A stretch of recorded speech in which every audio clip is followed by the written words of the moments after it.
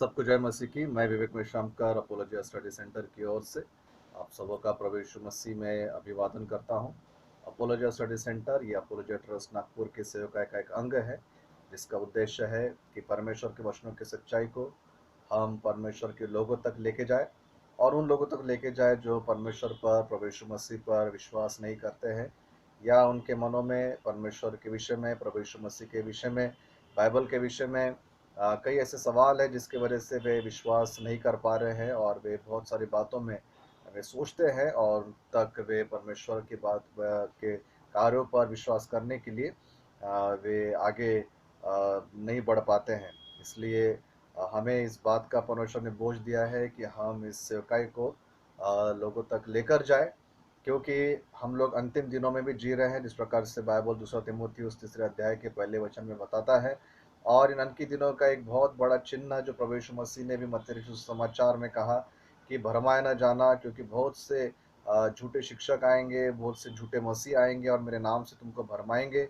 और दूसरे पतरस में भी पतरस ने इस बात की चेतावनी हम सबको दिया कि अंत के दिनों में झूठे भविष्यद्वक्ता और झूठे शिक्षक आएंगे और वे पाखंड का उद्घाटन करेंगे कि कई प्रकार के झूठी शिक्षाओं को वो लेकर आएंगे। इसलिए प्रियो, हम लोग इस बात को अभी देख रहे हैं कि बहुत सारे झूठी शिक्षाएं और वचन का ज्ञान न होने की वजह से कई लोग भरमाए जा रहे हैं, झूठी शिक्षाएं आ रही हैं। और इसलिए हम सबको तैयार रहना प्रियो बहुत आवश्यक है। और इस सेवकाई का दर्शन ही है कि किसी पर उंगली न उठाते हुए, किसी कलीसिया या किसी सिद्धांत का, किसी डॉक्ट्रिन का विरोध न करते हुए, परमेश्वर के वचन को लेकर जो बाइबल हमें एक सीधा और सरल मार्ग उद्धार का बताती है, वो हम लोगों तक पहुंचाए, ताकि प्रभु यीशु मसीह में हर एक व्यक्ति उद्धार पाए। प्रभु यीशु मसीह ने कहा कि मार्ग, सत्य और जीवन मैं ही हूँ। सत्य प्रभु यीशु मसीह है और वचन कहता है कि सत्य को जानोगे, सत्य तुम्हें स्वतंत्र करेगा। इसलिए प्रियो, ये सत्य को जानना बहुत आवश्यक है। और शैतान भी कई बार इस सत्य को झुठलाने का प्रयत्न करता है और सत्य को मरोड़ने का, तोड़ने का वो प्रयत्न करता है, जो हम लोग अदन के वाटिका में भी हमने होता हुआ देखा है। इसलिए हमें बहुत आवश्यक है कि अंत के दिनों में हम लोग अपने आप को प्रभु के वचन के सच्चाई से हम लोग अपने आप को भरे, ताकि अगर शैतान कई प्रकार के विचारों को हमारे मन में लेकर आए, या कई लोग अगर हमको प्रभु यीशु मसीह पर हमारे विश्वास के विषय में प्रश्न पूछे, तो उन्हें उत्तर देने के लिए हमको तैयार होना बहुत आवश्यक है। इसलिए प्रियो, ये बात सेवकाई है जो प्रभु ने दिया है। पहला पतरस 3:15 में भी पतरस ने हमसे ये कहा कि कोई अगर तुमसे पूछे तुम्हारे उस आशा के विषय में जो प्रभु यीशु मसीह में है, तो उसको उत्तर देने के लिए तुम हमेशा तत्पर रहो। प्रियो, हमें उत्तर देना बहुत आवश्यक है। कई बार ऐसा हम सोचते हैं कि हमें बहस नहीं करना चाहिए, या हम किसी के साथ हमें वार्तालाप करना नहीं चाहिए। अगर कोई सवाल पूछता है तो वहाँ से हमें चले जाना चाहिए। लेकिन बाइबल एक बात हमें साफ रूप से बताती है कि अगर कोई हमसे हमारे विश्वास के विषय में पूछे, तो हमें उसका उत्तर हमें उनको देना चाहिए। इसलिए इसी सेवकाई का उद्देश्य यही है कि हम लोग बहस ना करें, परंतु अगर प्रभु यीशु मसीह पर विश्वास के विषय में कोई हमसे पूछे, तो उसका उत्तर देने के लिए हम लोग सदैव तैयार रहें। एक बात पर आज हम थोड़ा देर हम लोग देखेंगे थोड़े में कि जब हम बाइबल पढ़ते हैं, तो हम बाइबल पढ़ते समय हमें कुछ बातों को ध्यान में रखना प्रिय बहुत आवश्यक है, क्योंकि कई झूठी शिक्षाएं बाइबल के वचनों का गलत अर्थ निकालने के कारण ही आई है। और एक ही वचन को लेकर सिद्धांत बनाए गए हैं, एक ही वचन को लेकर कोई डॉक्ट्रिन बना ली गई और उसी पर वो चल रहे हैं, जबकि ये जो बातें हैं हमें झूठी शिक्षा की ओर लेके जाती है। और इसलिए प्रियो, एक बात है, जब भी हम लोग बाइबल पढ़े तो सबसे पहली बात तो अवश्य ये है कि हम लोग प्रार्थना पूर्वक पढ़े। बिना प्रार्थना किए हम लोग बाइबल ना पढ़े, क्योंकि परमेश्वर का वचन आत्मिक है और परमेश्वर की आत्मिक बातें शारीरिक मनुष्य शारीरिक बुद्धि से नहीं समझ पाता है। इसलिए प्रार्थना के साथ और पवित्र आत्मा की अगुवाई में हमको बाइबल पढ़ना है, ताकि परमेश्वर जो आत्मा है उसकी आत्मिक बातें हम मनुष्य की आत्मा तक वो पहुंच पाए। पहली बात, हम सब जानते हैं कि प्रार्थना के द्वारा हम लोग वचन को पढ़े। दूसरी बात जो हमको ध्यान में रखना है, जब भी हम लोग बाइबल पढ़े, अपने को याद रखना चाहिए कि पवित्र शास्त्र में जो घटनाएं घट रही है, उत्पत्ति से लेके प्रकाशित वाक्य तक जितने भी घटनाएं हो रही है, वो जो स्थान है वो एक विशेष स्थान है। इज़राइल देश के आसपास में घटनाएं घट रही है, और फिर हम लोग देखते हैं कि इजिप्ट में, मिस्र देश में कुछ घटनाएं हो रही है और फलिश्त में कुछ घटनाएं हो रही है। इस प्रकार से अलग अलग स्थानों पर वो घटनाएं हो रही है और हम लोग भारत में रहते हैं, हिंदुस्तान में रहते हैं और यहाँ की संस्कृति और आज के दिनों का जो वातावरण है वो उन दिनों की संस्कृति और उन दिनों के वातावरण से काफ़ी भिन्न है। इसलिए जब हम बाइबल पढ़ते हैं तो कई बार हम आज की परिस्थिति और हमारे देश के संस्कृति के आधार पर हम बाइबल को समझने का प्रयत्न करते हैं, लेकिन हमें इस बात को याद रखना है कि उन दिनों की परिस्थिति, उन दिनों का सामाजिक वातावरण, राजनीतिक वातावरण और धार्मिक वातावरण ये काफ़ी अलग था। और इस बात को ध्यान में रखकर हमको बाइबल पढ़ना है और इस बात को ध्यान में रखकर हमको वचनों का अर्थ निकालना है, जिसको हम लोग कहते हैं कि संदर्भ में हमें बाइबल पढ़ना चाहिए।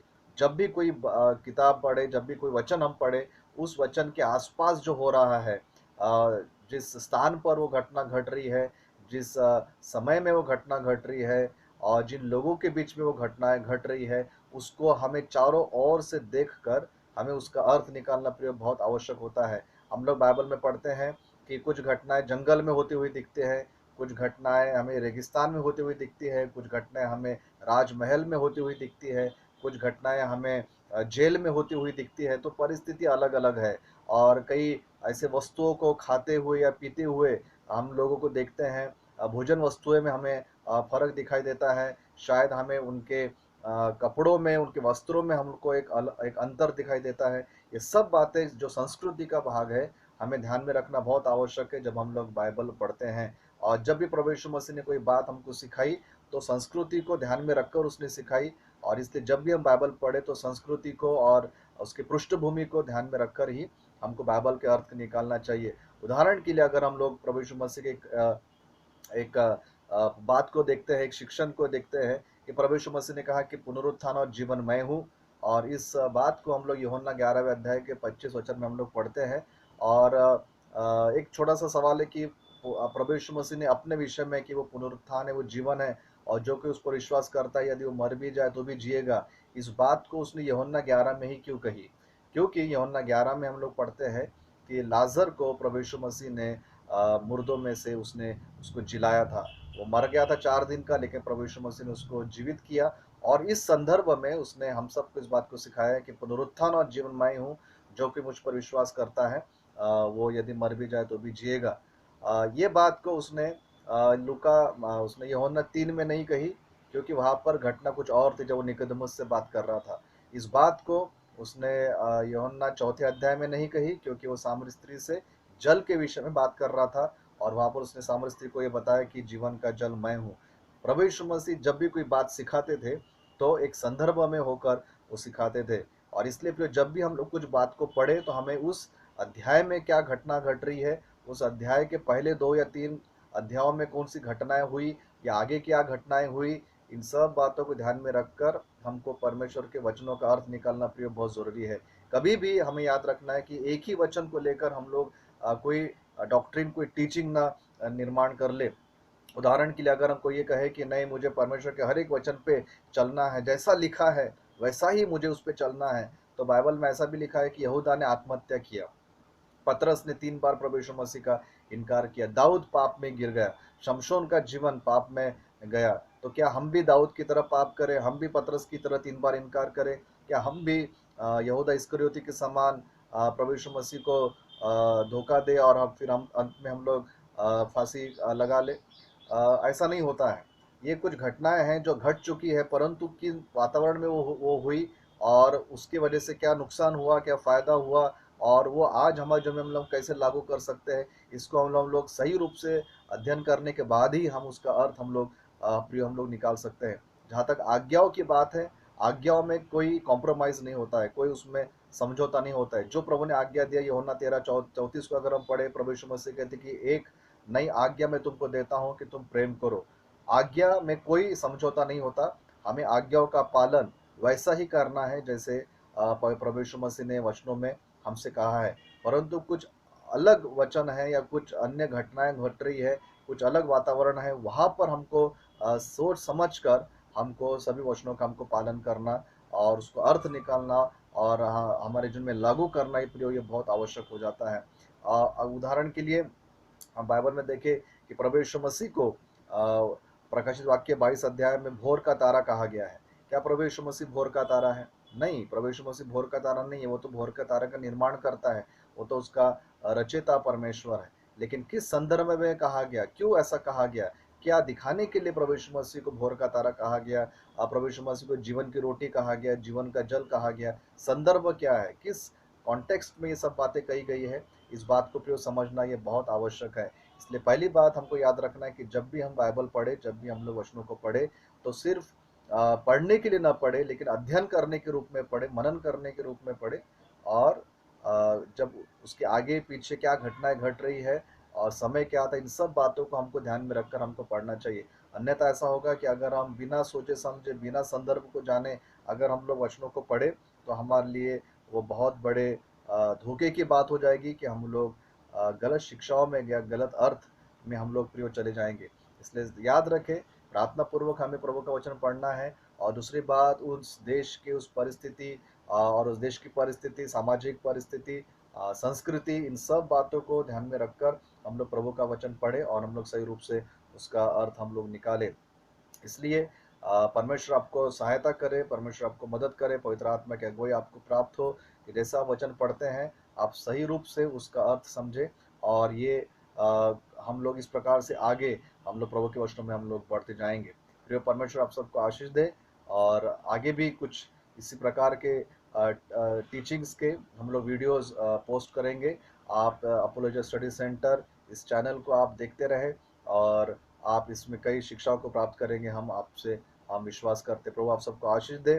प्रार्थना में रहिए सेवकाई के लिए, ताकि हम लोग और अधिक सेवकाई कर सके। पिछले दिनों में विश्वास का प्रमाण नामक एक पुस्तिका को भी हमने प्रकाशित किया, जिसमें 5 मुद्दों को लिखा गया है। मैंने लिखा है उसमें कि पहला जो सवाल है कि क्यों आवश्यकता है मसीही विश्वास समर्थन की, क्रिश्चियन अपोलोजेटिक्स की आवश्यकता क्यों है, परमेश्वर का अस्तित्व क्यों है, उसके बारे में 5 बातों को मैंने लिखा है। क्योंकि परमेश्वर दिखाई नहीं देते हैं, तो ये बात कई लोग पूछते हैं कि जब परमेश्वर दिखाई नहीं देते तो हम लोग उस पर कैसे विश्वास करें। इस पर 5 मुद्दों पर मैंने समझाने की कोशिश किया है। फिर प्रभु यीशु मसीह का परमेश्वरत्व, कई लोग ये कहा मानते कि प्रभु यीशु मसीह अच्छे व्यक्ति थे, परंतु वो परमेश्वर नहीं है। तो इस बात को बाइबल किस प्रकार से सपोर्ट करती है, उसके विषय में उसके विषय में लिखा है। उसके बाद पिता पुत्र पवित्र आत्मा, त्रिएकता, इसके विषय में लिखा है। क्योंकि कई लोग ये कहते हैं कि आप एक परमेश्वर पर विश्वास करते हो या 3 परमेश्वर पर विश्वास करते हो, तो इसको बाइबल आधारित समझाने की कोशिश किया है। और जो 5वां जो मुद्दा है उसमें वो इस बात पर है कि जब परमेश्वर जानते थे कि आदम और हवा उस पेड़ का फल खाने वाले हैं, तो परमेश्वर ने उस पेड़ को उस अदन की वाटिका में क्यों लगाया। अगर परमेश्वर ने वो पेड़ नहीं लगाया होता तो शायद आदम और हवा ने फल नहीं खाए होते और पाप संसार में नहीं आया होता। इसको संक्षिप्त में थोड़े में समझाने की मैंने कोशिश की है। इस किताब का नाम है विश्वास का प्रमाण। अगर आप इस किताब को पढ़ना चाहते हैं, अगर आप इसकी प्रतियां चाहते हैं, तो आप हमसे संपर्क कर सकते हैं और आप हमें उसके विषय में आप अधिक जानकारी को प्राप्त कर सकते हैं। लेकिन आप प्रार्थना में रहिए। परमेश्वर आप सबको आशीष दे। आप जब बाइबल पढ़ते हैं ध्यान में रखकर, पवित्र आत्मा की अगुवाई में और संदर्भों को समझकर हम इसको समझ सकते हैं। परमेश्वर आप सबको आशीष दे। अगर आप हमसे संपर्क करना चाहते हैं तो आप फ़ोन कर सकते हैं।